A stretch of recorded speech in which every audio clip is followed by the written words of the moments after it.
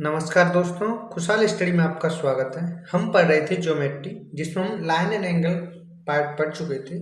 आज हम स्टार्ट करेंगे ट्रायंगल से, यानी त्रिभुज। तो सबसे पहले हम देखेंगे त्रिभुज के बारे में आज। ट्रायंगल, जिसे अंग्रेजी में बोलते हैं ट्रायंगल, त्रिभुज। जैसा कि हम जानते हैं, बचपन से पढ़ते हुए आ रहे हैं कि ट्रायंगल क्या होता है। तीन भुजाओं से बंद आकृति को हम त्रिभुज कहते हैं। त्रिभुज के तीनों कोणों का योग हमेशा कितना होता है? 180 डिग्री होता है। ये हम सब लोग जानते हैं। हमें इतना भी पता है कि जो त्रिभुज होता है वो कोणों के आधार पर और भुजाओं के आधार पर वर्गीकृत किया जाता है। तो सबसे पहले हम देखते हैं कि कोणों के आधार पर कौन कौन से त्रिभुज होते हैं। देखो, त्रिभुज को हम दो आधार पर बांट सकते हैं। एक आधार है आपका कोण के आधार पर, दूसरा भुजाओं के आधार पर, या हम कहें तो एंगल वाइज और साइड वाइज।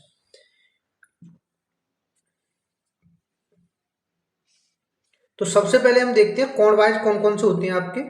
जैसे नंबर 1, न्यून कोण त्रिभुज, समकोण त्रिभुज, अधिक कोण त्रिभुज। और भुजाओं के आधार पर होता है आपका समबाहु त्रिभुज, समद्विबाहु त्रिभुज और आपका विषमबाहु त्रिभुज। ये तो हम सबको आपको पता ही है। इतना भी हमें पता है कि न्यून कोण किसे कहते हैं। न्यून कोण मैंने बताया था आपको पिछले वीडियो में कि न्यून कोण उसे कहते हैं जो कि जिसका मान 90 डिग्री से कम होता है। तो ऐसे ही यहाँ पर हम कहेंगे कि न्यून कोण त्रिभुज क्या होगा, जहां पर त्रिभुज के सभी कोण 90 डिग्री से कम हो। यानी एक कोण नहीं, सारे कोण कितने से कम होने चाहिए? 90 डिग्री से। समकोण त्रिभुज के लिए एक कोण 90 डिग्री का होना चाहिए, जबकि अधिक कोण में कोई भी एक कोण 90 डिग्री से अधिक होना चाहिए, कोई एक कोण। ऐसे ही भुजाओं के आधार पर बात करें तो समबाहु त्रिभुज, यानी जिसकी सारी भुजाएं समान हो उसे समबाहु त्रिभुज कहते हैं। समद्विबाहु त्रिभुज, जिसकी दो भुजाएं समान हो उसे समद्विबाहु त्रिभुज कहते हैं। विषमबाहु त्रिभुज, जिसकी सारी भुजाएं अलग अलग हों उसे विषमबाहु त्रिभुज कहते हैं।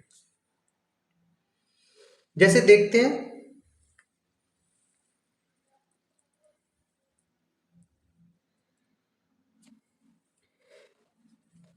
जैसे देखो ये कोई हमारा त्रिभुज है। ये मैंने कोई ट्रायंगल बनाया त्रिभुज, मैंने इसको नाम दे दिया ए बी और सी। तो इसकी ये भुजा हो गई ए बी, बी सी और सी, ये तो हो गई भुजा। और ये इसके क्या हुआ? एंगल। क्या हुआ? एंगल या कोण। मैंने मान लिया कि ए जो कोण है वो आपका, जैसे ऐसे मान लेते हैं, ए को मान लेते हैं हम 70 डिग्री, बी को मान लेते हैं हम 60 डिग्री और सी को मान लेते हैं हम 50 डिग्री। कितना मान लिया हमने? 70 डिग्री, 60 डिग्री और 50 डिग्री। देखो इन त्रिभुज के तीनों कोणों का योग हमेशा कितना होता है? 180 डिग्री। देखो 70, 60 और 50 कितना हो जाएगा? 70 और 50 120 और 60 180। अब इसमें समझने वाली बात यह है कि त्रिभुज में हमेशा जो एंगल बड़ा होता है उसके सामने की भुजा भी बड़ी होती है, ये आप ध्यान रखिएगा। अब जैसे यहाँ पे देखिए, जैसे ये त्रिभुज है ए बी सी, मैंने ए के सामने की भुजा को नाम दे दिया ए, बी सी, बी की जो एंगल बी है उसके सामने की भुजा को नाम दे दिया हमने बी, और जो एंगल सी है इसके सामने की भुजा को नाम दे दिया हमने सी। इतना क्लियर?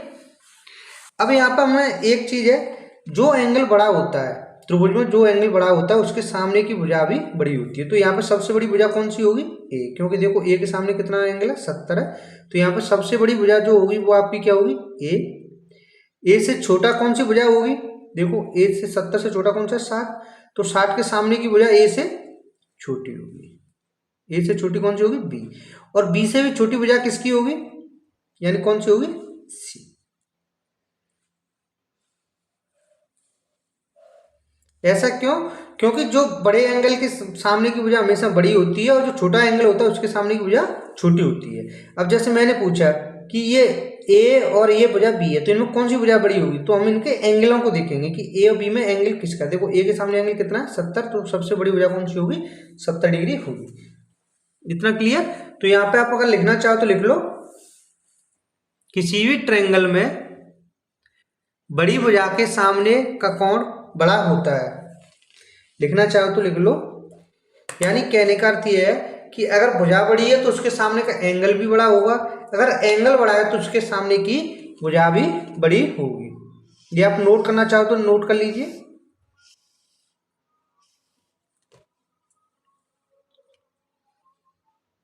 एक चीज और समझते हैं, जैसे ये तो मैंने आपके सामने एक ट्रायंगल बनाया था, अगर हमें तीन भुजाएं दी हुई हो, कोई भी हो, तीन साइड दी हो,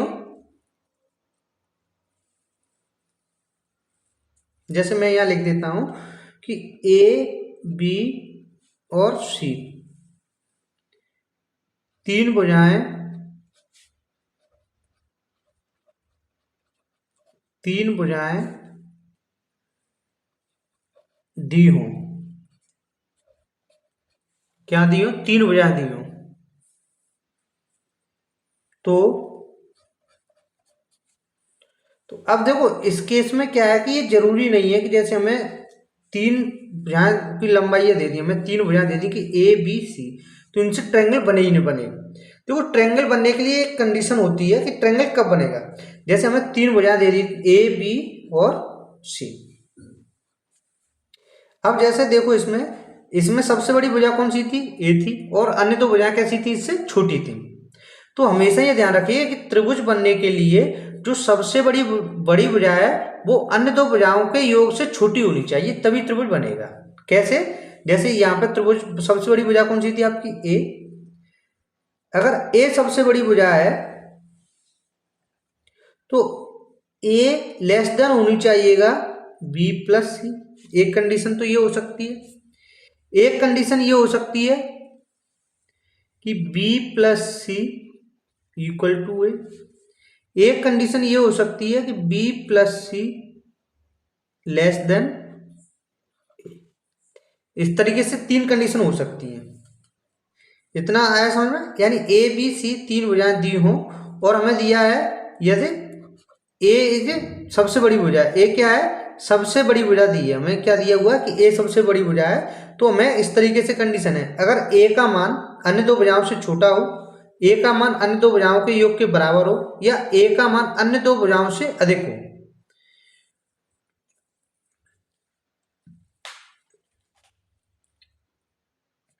अगर ये कंडीशन आती है तो इस कंडीशन में तो आपका ट्रायंगल बनेगा, अगर आपकी ये कंडीशन आती है तो ट्रायंगल नहीं बनेगा। इसमें क्या बनेगी, एक सीधी रेखा बनेगी, क्या बनेगी, एक सीधी रेखा।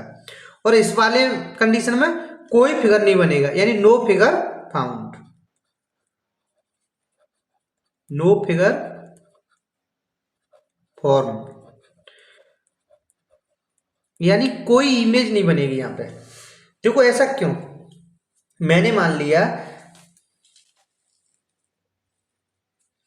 मैंने ये मान लिया कि ए का मान है आपका 8 है, और बी मैंने ले लिया आपका 5, और सी को ले लिया मैंने 3, कितना ले लिया, 3। तो अब देखो जैसे ये कोई एक भुजा हुई आपकी ए, कितने की है, 8 सेंटीमीटर की। अब एक भुजा है बी, बी मैंने ली 5 की, तो ये मैं ऐसे करके ले गया 5 की, 5 सेंटीमीटर भी। इधर से मैं सी को ले गया 3 सेंटीमीटर, कितनी ले गया, 3 सेंटीमीटर। तो देखो फिगर बना नहीं बना। अब आपको ये लग रहा होगा कि हम इसे थोड़ा झुका दें, अगर हम इसे कितना झुकाएं, अगर हम इसे ऐसे करके झुका दें तब भी ये यहाँ तक आएगा, इसे हम 5 को और आगे तक ले जाएं तो ये यहाँ तक आ जाएगा, 3 को और झुका दें तो ये यहाँ तक आ जाएगा, लेकिन तब भी फिगर नहीं बनेगा। क्यों, क्योंकि देखो यहाँ पे ए बराबर बी प्लस सी की कंडीशन आ रही है। कौन सी कंडीशन आ रही है, ए बराबर बी प्लस सी, यानी बड़े जो बड़ी भुजा है उसका योग अन्य दो भुजाओं के योग के बराबर है, तो इस केस में नहीं बन रहा। अब आपने सोचा कि नहीं हम तो इसे लिटा ही देते हैं, तो अगर हमने इसे पूरा 5 को अगर ऐसे न रख करके हम ऐसे करके लाएं तो ये आपका कहाँ तक जाएगा, इस जगह तक, यहाँ तक हो गया 5। इधर से अगर हम 3 को भी इसी तरीके से लाएं तो यहाँ तक ये 3 आ जाएगा, तब भी ये क्या होगा, यहाँ पर आकर के मिलेगा, यानी कि इसके ऊपर ही आ जाएगा आपका। तो इसका मतलब क्या हुआ कि अगर सबसे बड़ी भुजा का योग अन्य दो भुजाओं के योग के बराबर है तो हमेशा कैसी लाइन बनेगी, स्ट्रेट लाइन बनेगी, यानी कि सीधी रेखा बनेगी। कैसी लाइन बनेगी, सीधी रेखा बनेगी। और अगर इस तरीके से हो कि इसका मान अधिक हो, यानी कि मैं यहाँ पे कहूं कि अगर ए का मान 9 होता, कितना होता, 9, और बी का मान 5 होता तो ये ज़्यादा से ज़्यादा कहाँ तक आता है, यहाँ तक आ जाता। और सी का मान 3 होता तो ये यहाँ से यहाँ तक आया, तब भी देखो कोई फिगर नहीं तो कोई फिगर बनता ही नहीं। क्लियर हुआ? तो ये है, इतना क्लियर। अच्छा, अब हम समझते हैं कोणों को।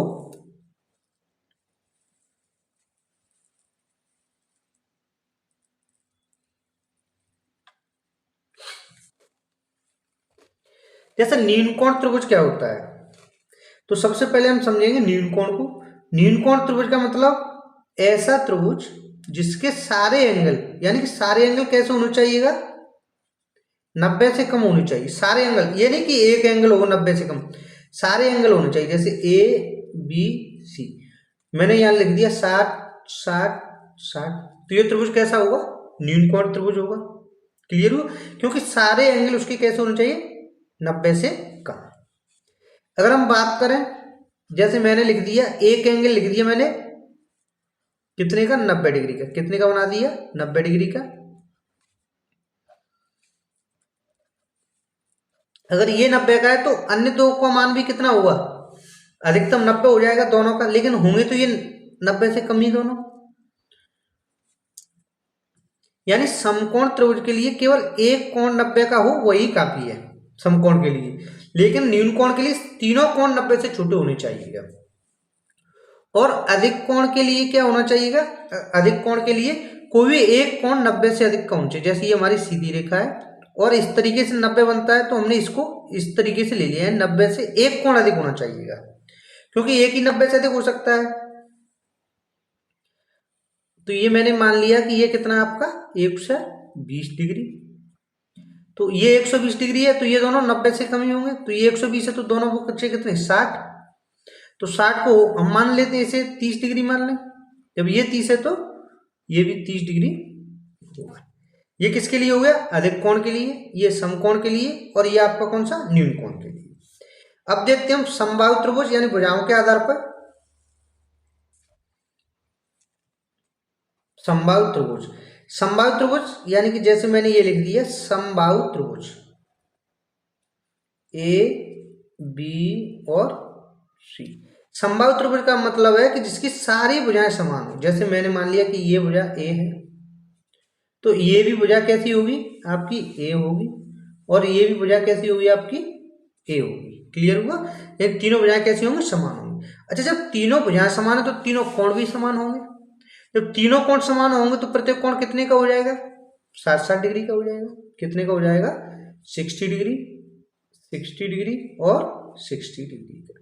अगर इसे हम एंगल वाइज कहेंगे तो हम इसे क्या कहेंगे, न्यूनकोण ट्रायंगल, और अगर भुजावाइज कहेंगे तो क्या कहेंगे, समबाहु त्रिभुज। नेक्स्ट देखते हैं समद्विबाहु त्रिभुज। कौन सा, समद्विबाहु त्रिभुज, ए बी और आपका सी। हमने मान लिया कि ये दोनों भुजाएं समान है। कौन सी, ये ऊपर वाली दोनों भुजाएं समान है, ए बी और ए सी। और ये कोण अगर हमें दे दिया उसने कितना, 70 डिग्री। कितना दे दिया, 70 डिग्री। अच्छा, अब आप बताओ कि ये बी और सी कितना होगा। तो देखो, ये इसके सामने की भुजा ए सी और इसके सामने की भुजा ए बी, ये दोनों समान भुजाएं तो समान कोण भी होंगे। जब कोण समान है तो इन दोनों कोणों का योग कितना है, ये देखो 70 है तो उनका कितना होगा 110। तो 110 है तो ये कितने कितने हो जाएंगे, 55 डिग्री, और ये भी कितना हो जाएगा 55 डिग्री। क्लियर हुआ? ये कौन सा हो गया आपका समद्विबाहु त्रिभुज। ऐसे ही देखते हैं विषमबाहु त्रिभुज। विषमबाहु त्रिभुज क्या होता है, जिसकी तीनों भुजाएं अलग अलग हो, तो उसकी तीनों भुजाएं कैसे हो जाएंगी, ऐसे मान लो, जैसे ये मान लिया मैंने ए बी सी, ये मान लो आप 50 डिग्री, ये 60 डिग्री और ये 70 डिग्री। कितना, 50 60 70। तो देखो इसमें सबसे बड़ी भुजा कौन सी होगी, जो सबसे बड़ा एंगल है उसके सामने की भुजा। तो यहाँ पे देखो सबसे बड़ा एंगल 70 है, तो ए यहाँ पे ये भुजा होगी सबसे बड़ी भुजा। उससे दूसरे नंबर की देखो 60 डिग्री है, तो 60 के सामने सी भुजा मान ली हमने, तो ये उससे भी, और इधर बी मान ली, तो ये सबसे छोटी भुजा होगी। इतना क्लियर हुआ? इतना हमें बताइए कि त्रिभुज के तीनों कोणों का मान कितना होता है, 180 डिग्री। क्लियर? अच्छा, एक चीज और समझते हैं, बाह्य एंगल क्या होता है। क्या, बाह्य एंगल, अब जैसे देखो मैंने इस भुजा को बढ़ा दिया आगे के लिए, तो ये क्या कहलाएगा, हमारा बाय एंगल कहलाएगा। अच्छा, इस बाय एंगल का मान कितना होता है, जो ये मैंने बाय एंगल बना दिया इसका मान कितना होगा, तो इसका मान यानी जो एंगल ए सी, इसे मैं लिख देता हूँ डी, क्या लिख देता हूँ डी, तो ए सी डी का मान कितना होगा, तो ए सी डी का मान कितना होगा, जो एंगल ये वाला होता है ना बाकोण, ये अन्य दो कोणों के योग के बराबर होता है। तो अन्य दो कोणों का योग कितना है, 5 और 7 और 5 12, कितना होगा 125 डिग्री। ये एंगल कितने का होगा, 125 डिग्री का। ये एंगल कितने का होगा, 125 डिग्री का। और अगर हम वैसे भी निकालना चाहें तो देखो ये एक सीधी रेखा है, और सीधी रेखा का मान कितने का होता है, 180 डिग्री का। तो हम इसे निकालने के लिए हम क्या करेंगे, 180 में से अगर हम 55 को घटाएंगे तो हमारा कितना आएगा, 125 डिग्री। कितना लिख लिया हमने, 60 डिग्री। तो ये इसका कौन सा कोण कहलाएगा, बाकोण कहलाएगा। तो ये, और इस वाले कोण का बाकोण कौन सा कहलाएगा, ये बाकोण कहलाएगा। और इसका बाकोण कौन सा कहलाएगा, ये कहलाएगा। तो लिखना चाहो तो लिख सकते हो आप कि त्रिभुज के सभी बाकोणों का योग 360 डिग्री होता है। कितना होता है,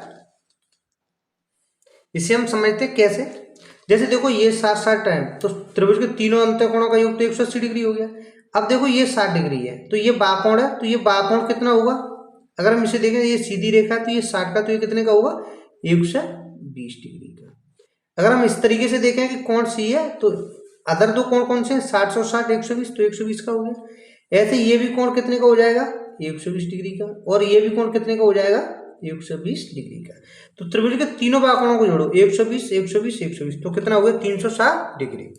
तो त्रिभुज क्या, किसी भी कोई भी फिगर हो, यानी कोई भी बहुभुज हो, उसके सभी बाकोणों का योग हमेशा 360 डिग्री होता है, चाहे चतुर्भुज हो चाहे पंचभुज हो, सबका ही 360 डिग्री होता है। ये आप लिखना चाहो तो ये लिख लीजिएगा, ये भी क्वेश्चन पूछा जाता है।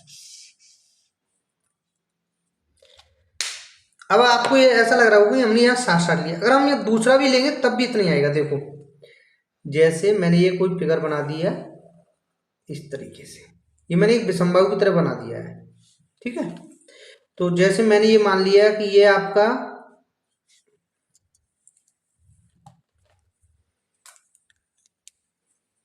मैंने इसे मान लिया कि ये आपका है 30 डिग्री का, कितने का है, 30 डिग्री का।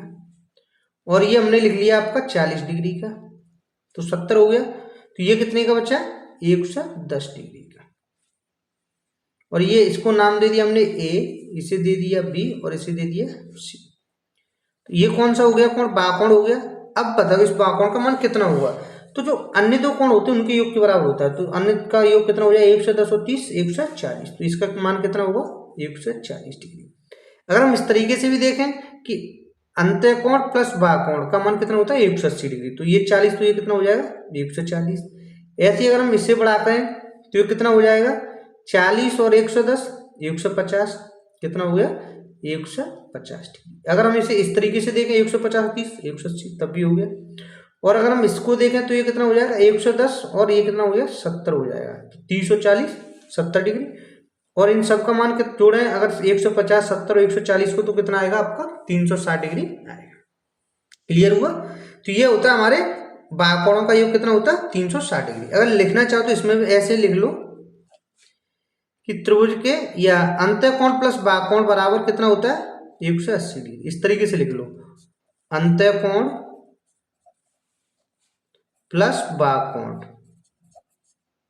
अंतःकोण प्लस बाकोण का मान कितना होता है, 180 डिग्री। कितना होता है, 180 डिग्री। इधर लिख लो 180 डिग्री। अंतःकोण प्लस बाकोण बराबर कितना होता है, 180 डिग्री। क्लियर हुआ। अगर आपको कहीं भी कोई भी डाउट हो तो आप मुझे कमेंट बॉक्स में बता सकते हैं। क्लियर हुआ। और आपको कोई भी सुझाव हो तो उसे भी दे सकते हो, ठीक है। अब हम देखते हैं कि जैसे अगर हमें भुजाएं दी हुई हो और भुजाओं से हमें कैसे पता करें कि ये आपका अधिक कोण है या न्यून कोण है या राइट एंगल ट्रायंगल है, ठीक है। तो ये भी हम अभी देखते हैं। जैसे हमने मान लिया कि ये कोई एक त्रिभुज है और जिसकी भुजाएं हमें क्या है, ये हमें ए बी और सी दी हुई है। और ए के सामने की भुजा कौन सी होती है, हम ए लिखते हैं। बी के सामने की भुजा को हम बी लिखेंगे और सी के सामने की भुजा को हम सी लिखा। ठीक है, अब हमने मान लिया कि ये कोण ये और ये, अगर हम ये मानना हो कि ए बड़ी हुई है तो हमें ए के सामने का बड़ा कोण लेना पड़ेगा, तो हमने लिख लिया इसको 70 डिग्री, ये आपका लिख लिया 60 डिग्री और ये लिख लिया आपका 50 डिग्री, इस तरीके से लिख लिया। अब हमें ये पता करना है कि ये त्रिभुज कैसा होगा। अगर हमें कोई किसी भी त्रिभुज की केवल भुजाएं दी हों, एंगल न दिए हों, तो हम ये कैसे पता करेंगे कि ये अधिक कोण है कि समकोण है कि न्यून कोण है, कौन सा कोण है। इसको पता करने के लिए जैसे यहाँ पे तो हमें पता है कि सबसे बड़ी भुजा कौन सी है, ए।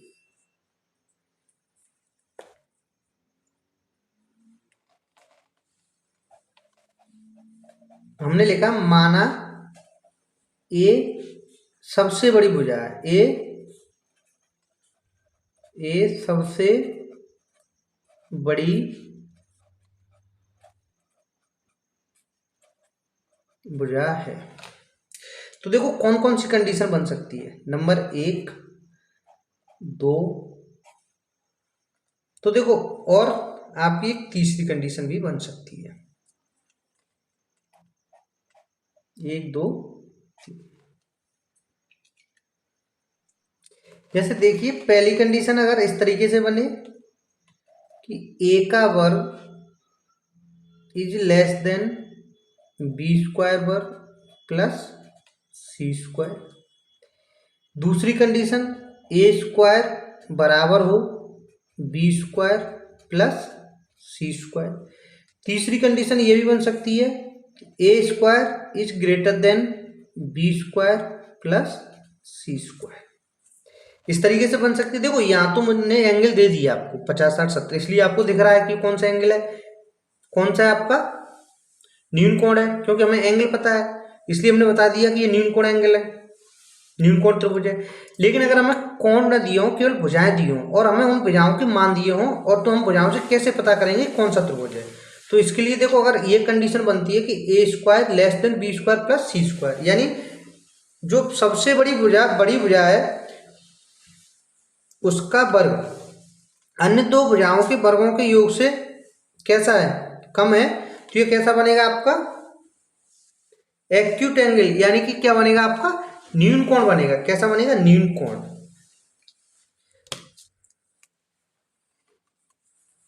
न्यून कोण त्रिभुज कौन सा बनेगा, न्यून कोण त्रिभुज बनेगा। और अगर आपकी इस तरीके की कंडीशन है कि जो बड़ी भुजा का वर्ग है वो अन्य दो वर्ग भुजाओं के वर्गों के बराबर है, तो वो कौन सा बनेगा आपका समकोण त्रिभुज बनेगा। और अगर बड़ी भुजा का वर्ग का योग अन्य दो बड़ी भुजाएं उनके वर्गों के वर्ग से अधिक है, तो वो कौन सा बनेगा, अधिक कोण त्रिभुज बनेगा, अधिक कोण त्रिभुज बनेगा। ये आप नोट डाउन कर लीजिए। अब आप लिख लीजिए आगे, किसी भी त्रिभुज के लिए फॉर एनी ट्रायंगल, यानी कि कैसा भी त्रिभुज हो, चाहे वो आपका समबाहु हो, विषमबाहु हो या समकोण हो, न्यून कोण हो, अधिक कोण हो, कोई सा भी त्रिभुज हो, किसी भी त्रिभुज के लिए, किसी भी त्रिभुज के लिए अगर हमें दिया हुआ है कि ए उसकी सबसे बड़ी भुजा है और अन्य दो भुजा ए बी और सी है, तो उसमें क्या होता है कि जो बड़ी भुजा होती है फिगर कब बनता है, यानी कि ट्रायंगल कब बनेगा, जब अन्य दो भुजाओं का योग बड़ी भुजा से बड़ा होता है तभी बनता है। ये मैंने अभी आपको बताया था। अगर ये कंडीशन है, देखो ए ग्रेटर देन बी प्लस सी, कोई फिगर नहीं बनेगा। अगर ए बराबर बी प्लस सी है तो एक सीधी रेखा बन जाएगी। केवल ट्रायंगल किस केस में बनेगा, जब ए का मान बी प्लस सी से कम होगा। क्या होगा, ए का मान बी प्लस सी से कम होगा, ए लेस देन बी प्लस सी।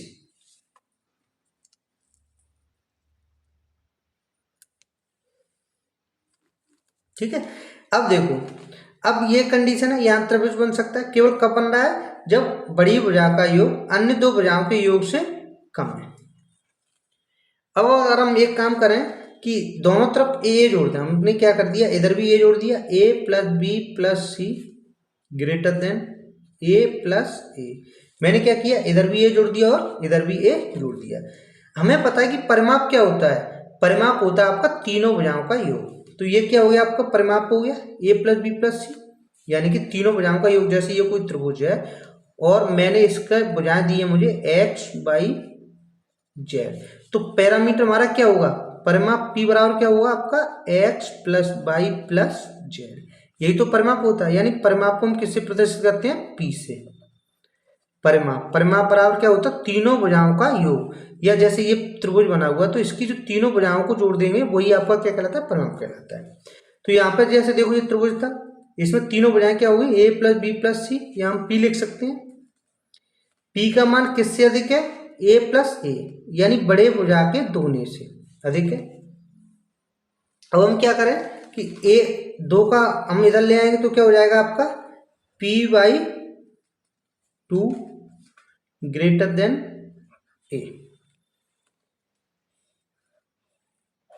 इसका अर्थ क्या हुआ कि जो अर्ध परिमाप है, यानी देखो ये तो परिमाप हो गया P, और P बाई 2 कर दिया तो क्या हो गया अर्ध परिमाप। अर्ध परिमाप बड़ी भुजा से अधिक होता है, क्या होता है, अर्ध परिमाप बड़ी भुजा से अधिक होता है। ये आप नोट कर लीजिए।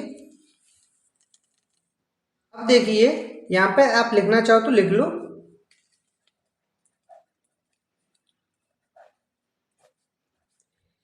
किसी भी त्रिभुज में किसी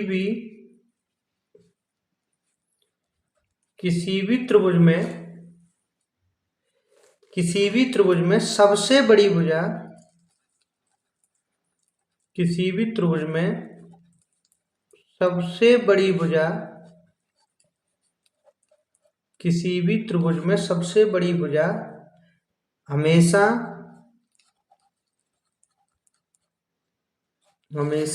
अर्ध परिमाप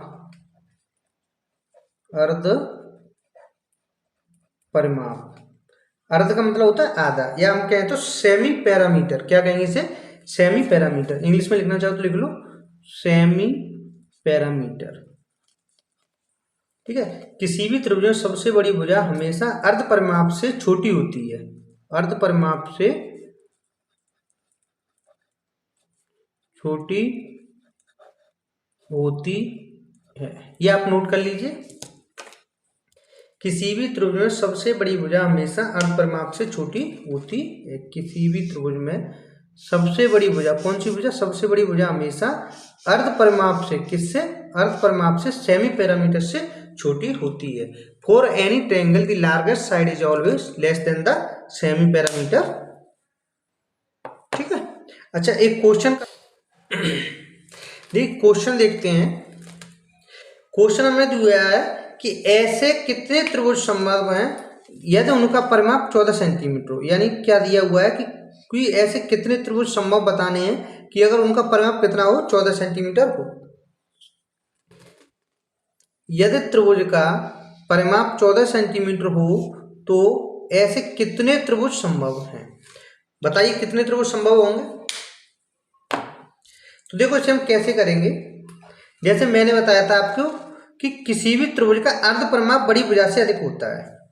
तो जैसे ये कोई त्रिभुज है और उसका परिमाप हमें यानी कि a प्लस बी प्लस सी कितना दिया हुआ है, 14 सेंटीमीटर दिया हुआ है। कितना दिया हुआ है हमें, त्रिभुज का परिमाप कितना है, 14 सेंटीमीटर है।